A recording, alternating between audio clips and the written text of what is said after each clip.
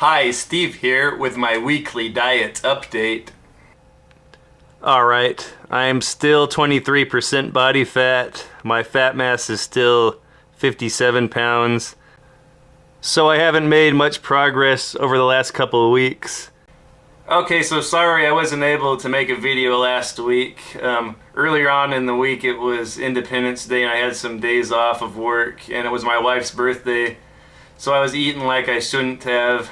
And then later on in the week I had some overtime, so I didn't have time to make a video. And then it was our anniversary, so we went out to eat. And then I was playing a bunch of video games. I usually don't spend this much time on video games, so I wasn't able to make a video last week. And I only made it to the gym twice last week. Still did my squats and my weights, but I didn't have time to go swimming or do the stair stepper. I was planning on just trying to get down to 200 pounds, but if I can keep taking off the fat mass and retain 250 pounds, if I could get my fat mass down and stay 250 pounds, I could be like Erwin R. Shyster. So I'll just keep doing what I'm doing. I feel pretty good exercising like this. The last 10 or 20 years, all I ever did was pretty much the elliptical. I didn't do much serious exercising. Just exercising my thumbs with video games. And I'm starting to work on my thumb muscles again with the summer backlog challenge put on by Dat Video Game Collector. Yeah, so I haven't been playing many video games at all the past 4 years since my daughter was born. Like I said before that, I played games all the time. I'd buy a new game every couple of weeks and play through it. Since then, the last couple of years, maybe I'll play a few retro games here and there like Street Fighter or some Mario or some Streets of Rage or some Ninja Gaiden. But overall, the past 4 years, I haven't really put much time into video games until now. I stopped the bulk of my video game playing about 4 years ago when I started to make my own movie. I taught myself how to do animation and 3D modeling and I started to make a movie. I'm still working on it. I've been chipping away at that for about 4 years now. I thought I would be done with it in a few months, but it's turned into 4 years. I've been chipping away at it. I'm really starting to get burned out on it. That was all of my free video game time I took away from video games and I put into making my movie. And I'm still going to complete it for sure. And I'm still going to finish it. I have no plans on stopping it. I just sort of felt blocks creatively and kind of burned out on it. I did most of the movie. I have most of the movie completed, all the dialogue scenes. I thought that would be the boring part and I'd do all that first and then I'd save all the action scenes and the big climactic end scene to the end and I'll have more fun with that. But after doing all that other stuff, all the model making, all the animation, all the composing music, I've just kind of burned out after 4 years of doing that. So I kind of wanted to take a little break. I still plan on finishing it. I just want to maybe take a break and maybe I'll draw some inspiration from some of these video games. Because a lot of the inspiration that came for the movie I'm making was from video games. I kind of turned it into my video game project. I wasted all that time playing World of Warcraft, like a year of my life playing World of Warcraft. I don't have anything really to show for it. I figured if I put all that time into making a movie, then I'd have something to show for it. And I kind of took it like I was playing a video game, like each scene was like a level and I'd have little problems I'd run into and I'd have to improvise and do stuff because I don't have the most expensive equipment and the high-tech stuff and I'm not really that skilled at doing stuff like that. So I thought it would be a fun little challenge to make a movie and I really enjoyed it. I'm just getting burned out, like you say. I still think about it a lot and I still want to finish it. I have a lot of voice actors put a lot of time and effort into this, so I'm not just stopping it. It's still going to happen, but I just need to take a little break right now. Anyway, so I'm getting back to the video games. I'm doing that summer backlog challenge. I only started on 2 of them so far. I haven't beat any of them yet. I haven't started Breath of Fire yet. Haven't started Tomb Raider yet. And I haven't started GoldenEye yet. I did play a little bit of Indiana Jones on the PSP, the Staff of Kings. This is really fun. This is a little beat 'em up style adventure game. It's that good Indiana Jones style brawling, fighting, like throwing big right hands and smashing people over the head with chairs, or whipping at them, or pulling the revolver out and shooting them. This is a pretty fun little beat 'em up adventure. There's some little puzzles in there too. From what I played so far, it's mostly just beat 'em up, puzzle, beat 'em up, maybe a tiny bit of platforming. But this game is right up my alley. I wish I would have played it sooner. I'm going to save it for my road trip this summer and try to play the rest of it then. And then the one I've really been getting into is this Final Fantasy XII. I never thought I would say this, but this is an awesome game. I've never been into Final Fantasies. I always thought they were fruity. I just never cared for the turn battle style of game and the random encounters. So I never played any Final Fantasies. I heard this one was interesting. This is over 10 years old already. And boy, am I having fun with it though. It's like, I don't need a PS4 or any new systems. This feels just as good as any new game. I'm playing it on a little tube television. But wow, what a great game. I kind of see what the appeal of Final Fantasy is. This might whet my appetite for some of the older ones. I don't know, this battle system in here is really good. Kind of closer to World of Warcraft, a real-time battle system.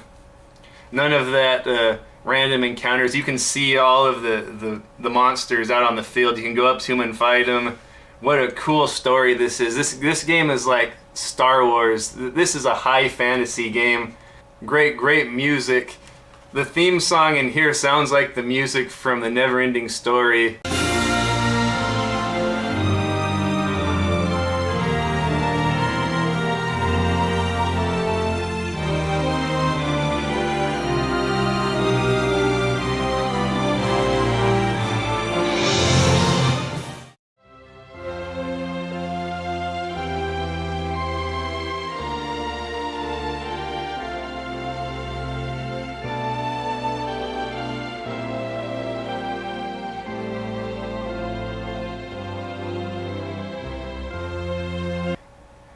I know they've used that song in other Final Fantasies, but I just kind of noticed it now.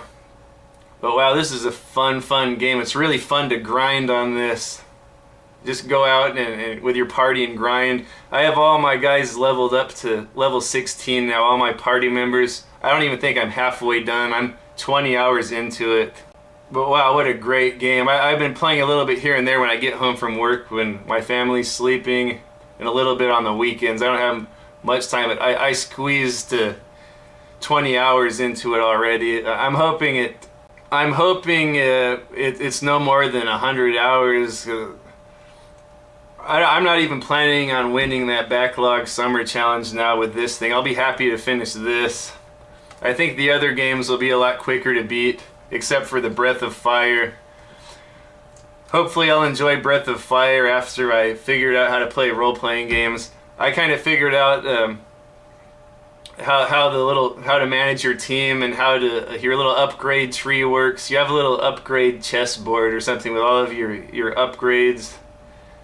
It takes so long to manage all of your characters. You can upgrade all of them. Oh man, it's just such a fun game though. I'm sorry I ever said anything bad about this. I'm sorry if I said it was fruity. The men in here look so feminine. I always thought it was so fruity. But once you play the game, like the kid in here, his name is Zan, the protagonist. No, sorry. The kid in here, Van, the protagonist, he's kind of like Link. I guess he's no more feminine looking than Link. And then, man, this is so Star Wars. It almost feels like a fantasy movie combined with Star Wars. This is so good. There's even like a Han Solo type character. There's like a sky pirate guy. They call it spaceships, skyships, and there's a Han Solo type character, but he's more of a suave Englishman. And then he has a Chewbacca character that's like a tall, sexy bunny lady. Like that's sort of like the Chewbacca. And then there's like a Darth Vader type character in here. This game is really interesting. Okay, so enough of that. I've been watching all of these video game pickup channels, these collectors that go around to Goodwills and yard sales and get good deals. I don't have time to name all of the ones I've been watching and go through them all. I might do a video on that and shout out all these fun little channels I've been watching. But it's really inspired me to go look for deals, because I usually just buy games if I have plans on playing them. But I was thinking I could probably find some games and sell them or trade them for something I do want. So I've been looking around at the thrift stores and the yard sales, and I found some good stuff over the past couple weeks. These will just be all my pickups in general. Oh, first of all, I didn't have these two movies in my movie collection. The Great Escape with Steve McQueen and Time Bandits, Terry Gilliam's Time Bandits. These are two really good movies that I don't have. So I got these. I think they were like $5 or $6 together at the Rasputin Music Store. Got one of my favorite games on PS4 now, so I can play this online with people. Resident Evil 5. I got my wife Fantasy Life for her birthday. This is a game she wanted. It's like a mixture of Animal Crossing and a role-playing game, I think. Or no, it might just be a role-playing game. It's something she likes. She's having fun with this. Fantasy Life. Okay, so I went to GameStop this week, and up front they had a little basket with some Caseless Wonders in there. So I got all 4 of these games for $9.70. Rise of the Argonauts for the PlayStation 3. I hear that's like a role-playing game based on Jason and the Argonauts. That was something I was kind of interested in back then, but I never played it. I got Deus Ex Human Revolution. I'm not gonna pull these out. Why wouldn't you believe me that it's Deus Ex Human Revolution? I got a new Skyrim for my 360. This was a game my wife played on 360. I usually played it on PS3, but somehow we lost our copy. I don't know if we let someone borrow it and we forgot about it, or we lost it when we were moving, but we didn't have that, so I picked this up. And then Final Fantasy 13. I never would have gotten this before, but after playing Final Fantasy 12, I'm thinking someday I might want to play this. I hear this is real-time action with a story too. So I got all of these games for $9.70. It came out $9.70 with tax with my little GameStop discount. I got this little plug-and-play Atari at the Goodwill for $10. It comes with a controller. It looks like it's the same controller as the original. It has the port right here. So I think it's the exact same controller as the old one from what I remember. And then, yeah, this has like 10 or 20 games built into it. This was kind of before my time. I remember once my dad got us a big box of these games. It had a 2600 and a box of Dusty games, and it was kind of fun to go through them all and play them. But they were kind of before my time. It would kind of be like showing your kid how great a Nintendo 64 is now when they could play PlayStation 4. So I can't really get into this. There are some fun games I like the bowling game. I don't know why that was always my favorite Atari game, was the bowling. It's really simple and it's perspectively inaccurate too. Like, you see the guy, the side view of the man throwing the ball, and then there's like an overhead view of the bowling pins.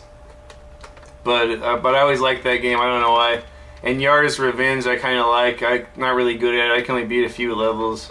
I can see how this would have been really amazing back then. Like, I was playing some of the tank games. Like, there's a tank combat game that's kind of like a first-person shooter. I would imagine something like that back then would have been really impressive. And then the racing game on here, I forget what it was called. It's really blocky and primitive looking, even compared to a Nintendo game, but I can see back then how that would have been really neat to play something like that. Anyway, I'm probably just going to give this away or sell it. So I was at a thrift store and I found this Texas Instruments TI-83 Plus. And I understand that these are pretty expensive. I didn't realize they were so valuable and sought after until I saw LGR found one, and he was all excited about it. And look, you can install Doom on it. There's a lot of fun things to do with a Texas Instrument TI-83 Plus. Installing Doom is one of them. This is a calculator you could play Doom on, and I think that's amazing. Yeah, look at this old radio. It is so disgusting. I love it. Same place I found Burnout 3 for the Xbox Platinum Hits case. This was $2. Complete. Yeah, but I'll probably just trade this or give it to someone. I thought that was a good deal of $2 for this good game. Okay, then the same thrift store. This is the one I'm most proud of. I got this Xbox 360 with the power bar for $10. I don't know what possessed me to buy it. I didn't think it would work, but I brought it home and it worked. I had an old hard drive from my old Xbox that I put on there, a 20 gig hard drive. And then at another Goodwill, I found the AV cables and a controller in a package for $4. So I got the whole set for $10. I'm really proud of that. I know these aren't worth much, but I always like having another one around the house. I might even put this in the garage so I can watch movies out in the garage or play video games out in the garage. Not have to worry about it too much because it was so cheap. But yeah, I'm really proud of that. $10. I know it's not a retro system or anything, but $10 for an Xbox 360 that works. I have a bunch of games off of Xbox Live I could download to this and play it out in the garage. This is gonna be awesome. Okay, that's it for this week. I didn't have much of a theme this week. I just wanted to share some stuff. And so I'll see you next week with my diet update. Bye.